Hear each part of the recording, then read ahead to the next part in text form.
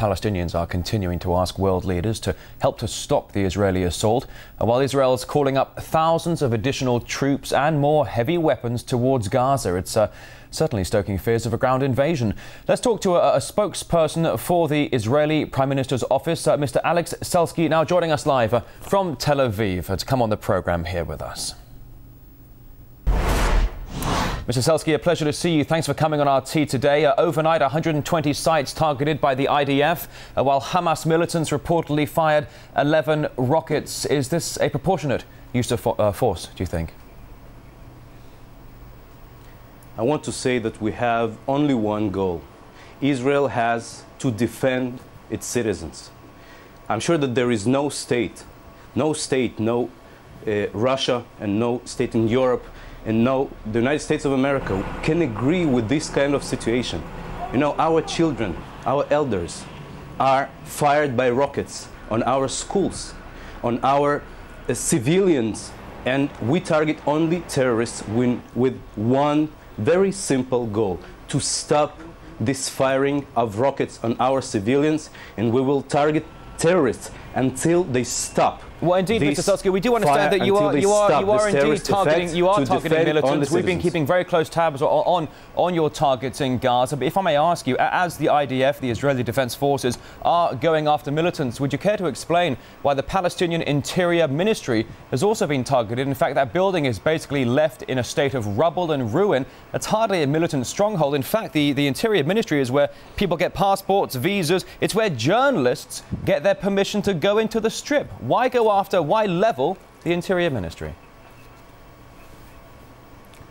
The explanation is very simple. Unfortunately, Hamas terrorists, while they target our civilians, they hide behind their civilians. They hide behind schools. They fire next to schools. They fire next to houses. Now, the IDF, our army that wants only to defend our citizens, targets only terrorists, and we call upon every civilian in Gaza not to be around the terrorists, and then you will not be hurt. And then we call upon the terrorists not to use civilians and not to target our civilians. Well, I understand you're saying that terrorists are using civilians here. Gaza is an extremely confined area, a very small area, probably certainly overpopulated. Why are so many children being killed by Israeli airstrikes if you're going after militants?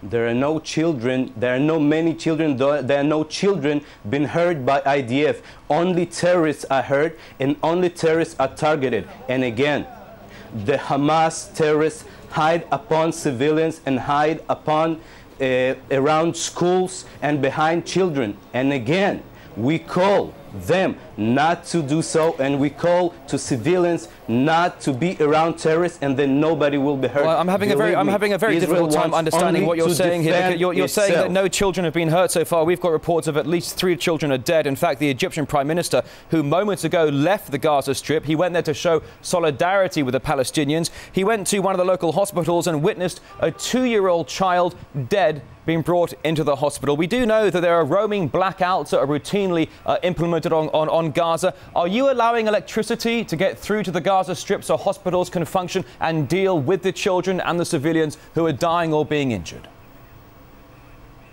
I suggest you check the information.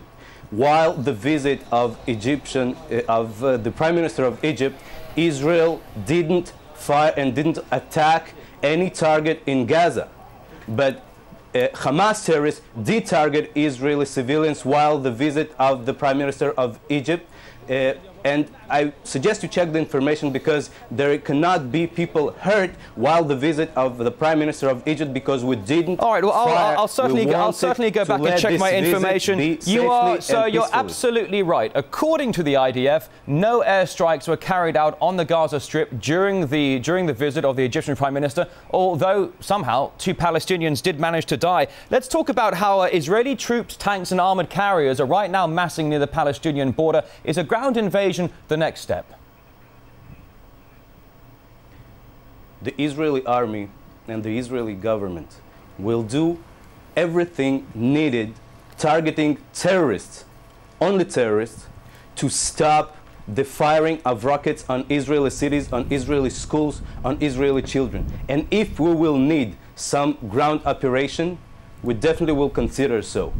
At the moment, there is very, very simple situation. If the terrorists will stop firing rockets, Israel will stop the attacks on terrorists. We want our children sleep safely and go to schools safely. We want our elders to sleep safely and live safely. That's well, we understand. Look, I think everybody around the world wants to live in a state of peace, and I commend you. I commend you for saying that. But if I may continue here, we are witnessing a swelling of army troops around the Palestinian Gaza border. There also armored carriers and tanks. The British Foreign Secretary William Hague, in just the past 90 minutes, has warned against the use of ground forces in Gaza. 4 years ago, a ground invasion did take place, which lost Israel the support of the international community. Are you really, in the eyes of the world, going to now launch a ground invasion into the Gaza Strip, where the Palestinians, as most people know, don't even have an army?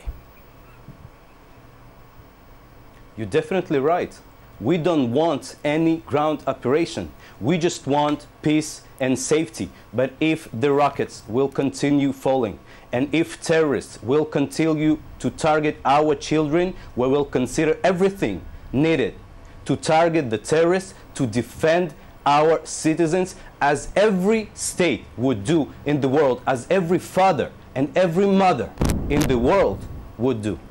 All right. Well, I suppose, as you say, you're prepared to do just about anything. We should perhaps be aware that, of course, it was the UN that came out with a Goldstone report approximately 4 years ago, accusing Israel of war crimes during the invasion roughly 4 years ago. If I may, just for a moment, Hamas is vowing to keep fighting as long as the attacks continue. Let's have a quick listen here to the Prime Minister speaking just a little bit earlier. Please stand by. We will never forget the blood of our martyrs and the blood of our leaders. This holy blood will not go without a response. The great Palestinian nation, which has sacrificed martyrs for generations, will never forget. The Hamas movement, which now millions support, will never forget the blood of its martyrs.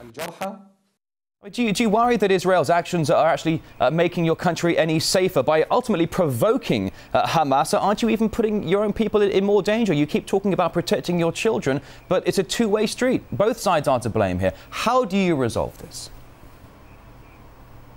How can you speak about a provocation? It is more than 10 years that Hamas fire rockets on our cities, on our schools, on our citizens.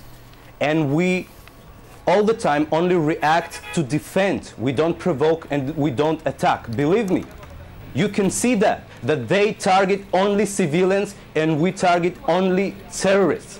And I'm sure that every father and every mother understands that Israel wants only to defend its citizens. There is no provocation from Israeli side, only one simple goal: to be safe, to have safe and peaceful life. We want our children to go safely and peacefully to schools and live safely. That's all. All right. Spokesman for the Israeli Prime Minister, Selsky, thank you very much indeed for coming on RT Today.